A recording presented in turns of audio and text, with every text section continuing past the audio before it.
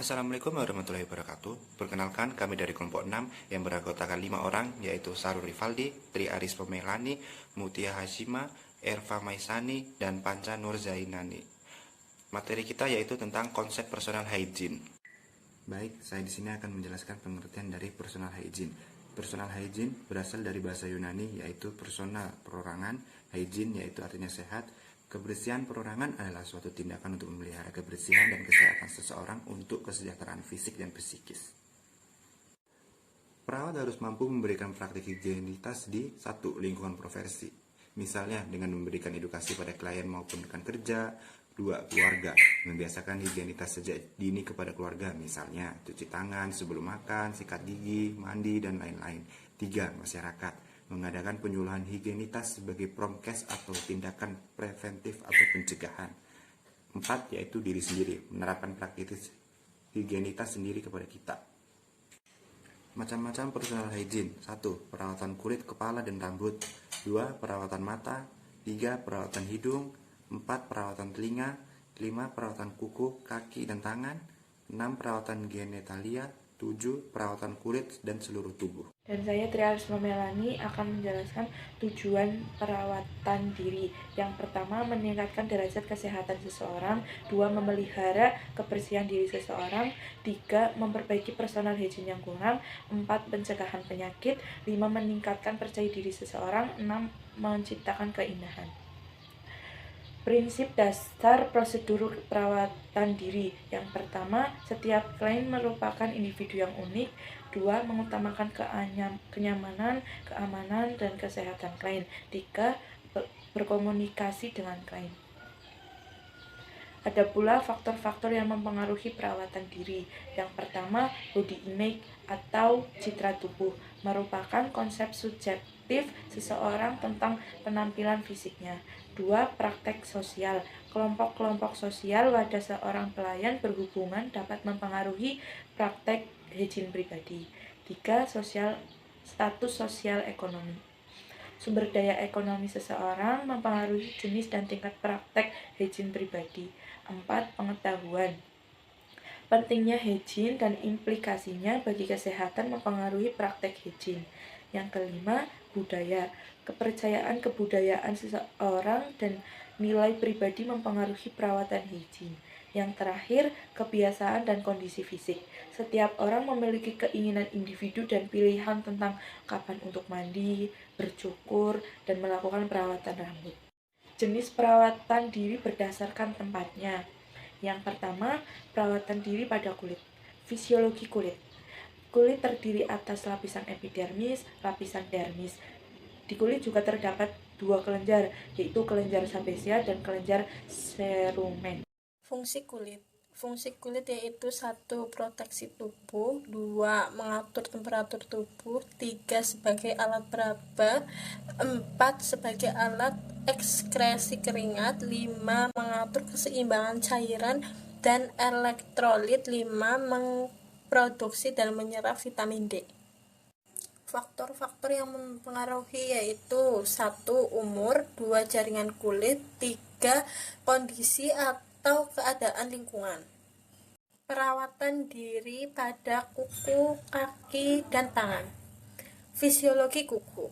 Kuku terdiri atas dasar kuku, badan kuku, dinding kuku, kantung kuku, akar kuku, dan lunula.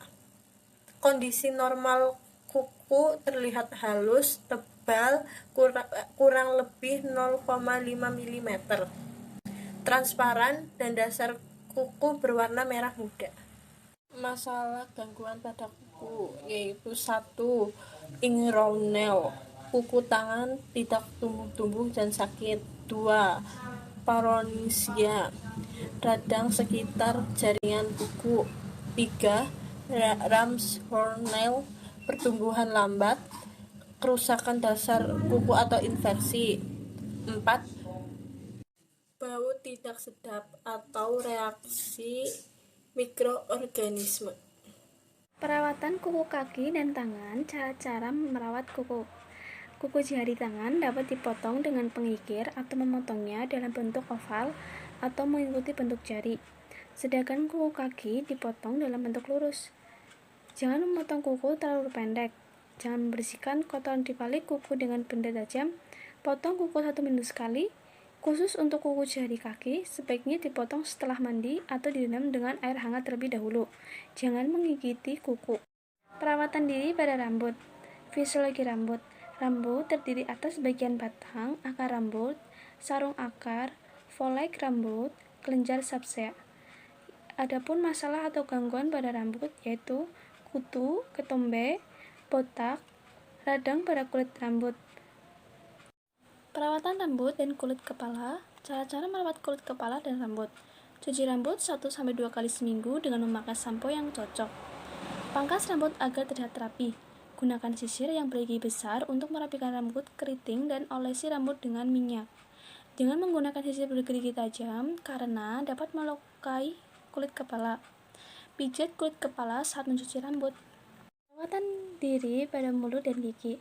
Adapun masalah atau gangguannya yaitu halitosis, gingivitis, karies, stomatitis, periodontal disease, glossitis. Perawatan genitalia. Hygiene genitalia yaitu suatu tindakan atau praktik tentang cara perawatan atau cara memelihara kebersihan dan menjaga kesehatan organ reproduksi wanita dalam upaya mencapai kesejahteraan fisik dan psikis wanita. Tujuan dan manfaat hygiene genitalia. Tujuan hygiene pada alat reproduksi eksternal adalah untuk menjaga kesehatan dan kebersihan vagina, membersihkan bekas keringat dan bakteri yang ada di sekitar vulva dan luar vagina, mencegah rangsangan tumbuhnya jamur, bakteri, mencegah munculnya keputihan dan penyakit reproduksi lainnya. Manfaat personal hygiene pada alat reproduksi wanita untuk menjaga vagina dan daerah sekitarnya tetap bersih dan nyaman, mencegah timbulnya keputihan, bau tidak sedap, dan gatal-gatal. Cara perawatan pada genitalia.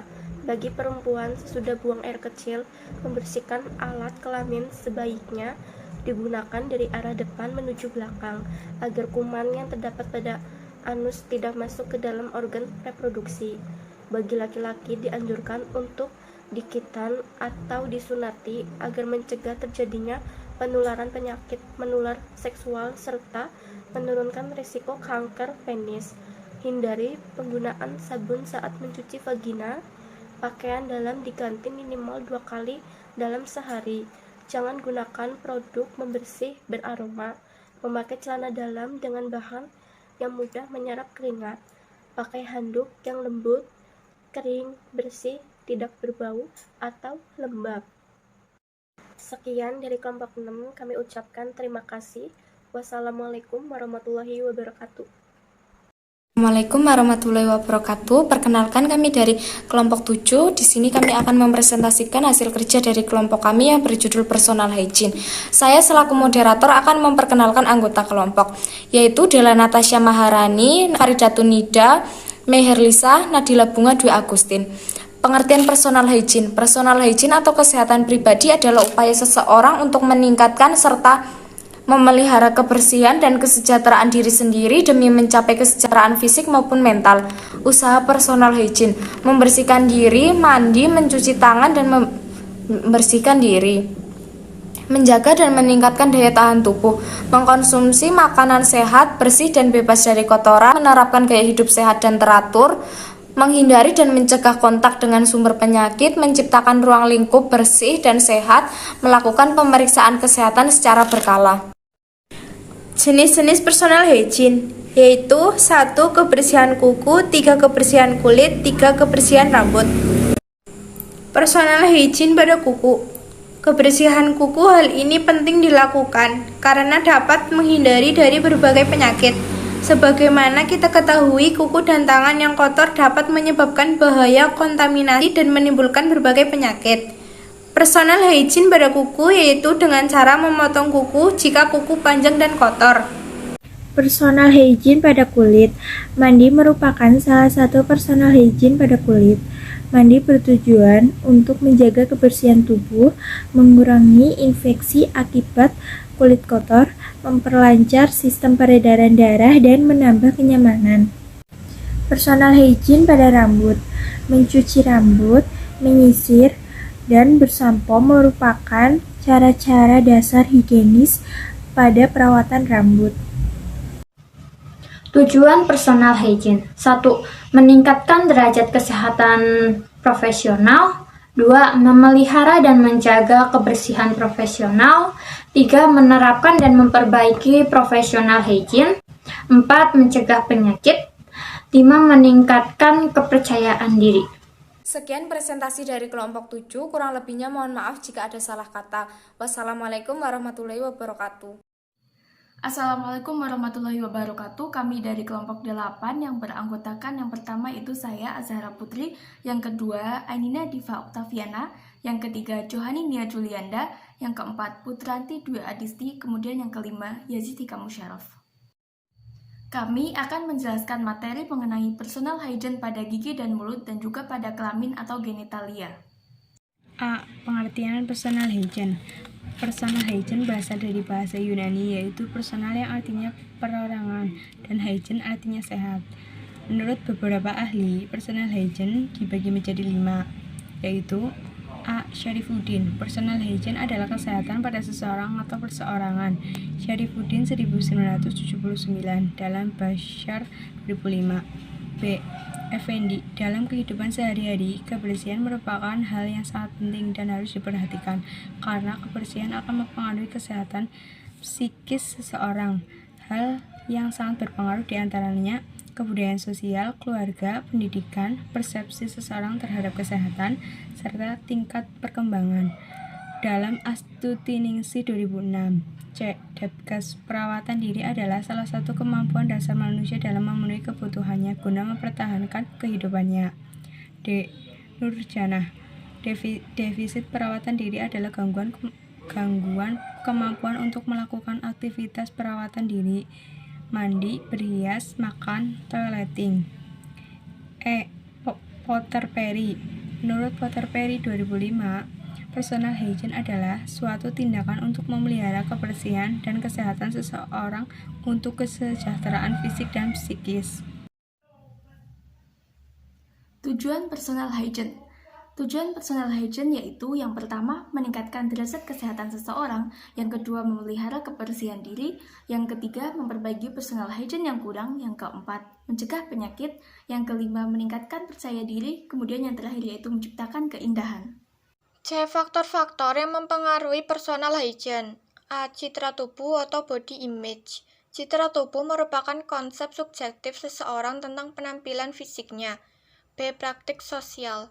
Kebiasaan keluarga, jumlah orang di rumah, dan ketersediaan air panas atau air mengalir hanya merupakan beberapa faktor yang mempengaruhi perawat personal hygiene. Praktik personal hygiene pada lansia dapat berubah dikarenakan situasi kehidupan. C. Status ekonomi. Personal hygiene memerlukan alat dan bahan seperti sabun, pasta gigi, sikat gigi, sampo, dan alat mandi yang semuanya memerlukan uang untuk menyediakannya. D. Pengetahuan. Pengetahuan personal hygiene sangatlah penting karena pengetahuan yang baik dapat meningkatkan kesehatan genati. Seringkali pembelajaran tentang penyakit atau kondisi yang mendorong individu untuk meningkatkan personal hygiene. E. Budaya. F. Kebiasaan seseorang. Setiap individu mempunyai pilihan kapan untuk mandi, bercukur, dan melakukan perawatan rambut. Ada kebiasaan orang yang menggunakan produk tertentu dalam perawatan diri. G. Kondisi fisik. Pada keadaan sakit, tentu kemampuan untuk merawat diri berkurang dan perlu bantuan untuk melakukannya. D. Personal hygiene pada gigi dan mulut. Pemeliharaan personal hygiene berarti tindakan memelihara kebersihan dan kesehatan diri seseorang untuk kesejahteraan fisik dan psikisnya. Gigi dan mulut merupakan bagian pertama dari sistem pencernaan dan merupakan bagian tambahan dari sistem pernafasan. Hygiene mulut membantu mempertahankan status kesehatan mulut, gigi, gusi, dan bibir. Golongan lansia sering mengalami tanggalnya gigi gerigi. Salah satu penyebabnya adalah karena proses penuaan dan kurang baiknya perawatan gigi dan mulut. Beberapa penyakit yang muncul akibat perawatan gigi dan mulut yang buruk antara lain: A. Karies gigi atau radang pada gigi, lubang akibat kerusakan gigi yang berhubungan dengan kekurangan kalsium. B. Plak. Plak adalah lapisan transparan yang sangat tipis yang terdiri dari mukus dan bakteri yang menyelimuti permukaan gigi dan menyebabkan karises, garang gigi, radang pada gusi, radang pada jaringan penyangga gigi. C. Halitosis. Bau nafas yang tidak sedap yang disebabkan oleh kuman ataupun lainnya. D. Periodontal disease. Gigi mudah bengkak dan berdarah. E. Stomatitis atau sariawan. F. Glossitis atau radang pada lidah. G. Kilosis. Bibir pecah-pecah yang disebabkan hipersalivasi, nafas mulut, dan defisiensi riboflavin.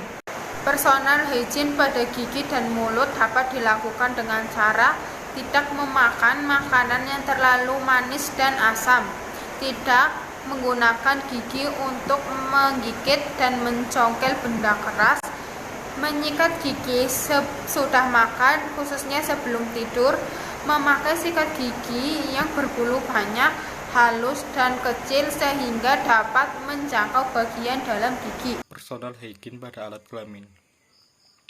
Perawatan diri pada alat kelamin atau genitalia pada perempuan adalah perawatan genitalia eksterna yang terdiri atas min venesis, labia mayora, labia minora, clitoris, uretra, vagina, perineum, dan anus. Sedangkan pada laki-laki dibungkus pada daerah ujung penis untuk mencegah penumpukan sisa urin. Tujuan dilakukannya personal hygiene pada kelamin: 1. Mencegah dan mengontrol infeksi. 2. Mencegah kerusakan kulit. 3. Meningkatkan kenyamanan. 4. Mempertahankan kebersihan diri. Dampak personal hygiene. Dampak yang akan timbul jika kurangnya personal hygiene adalah: 1. Dampak fisik. Banyak gangguan kesehatan yang diderita seseorang karena tidak terpeliharanya kebersihan dengan baik. Gangguan fisik yang sering terjadi adalah infeksi pada mata dan telinga, gangguan membran mukosa mulut, dan gangguan infeksi kulit. Dampak psikososial. Masalah sosial yang berhubungan dengan personal hygiene adalah gangguan kebutuhan rasa nyaman, kebutuhan dicintai, kebutuhan harga diri, akuilisasi diri dengan interaksi sosial. Demikian penjelasan singkat dari kelompok kami. Ada kurangnya kami mohon maaf. Wabillahi taufiq wal hidayah. Wassalamualaikum warahmatullahi wabarakatuh.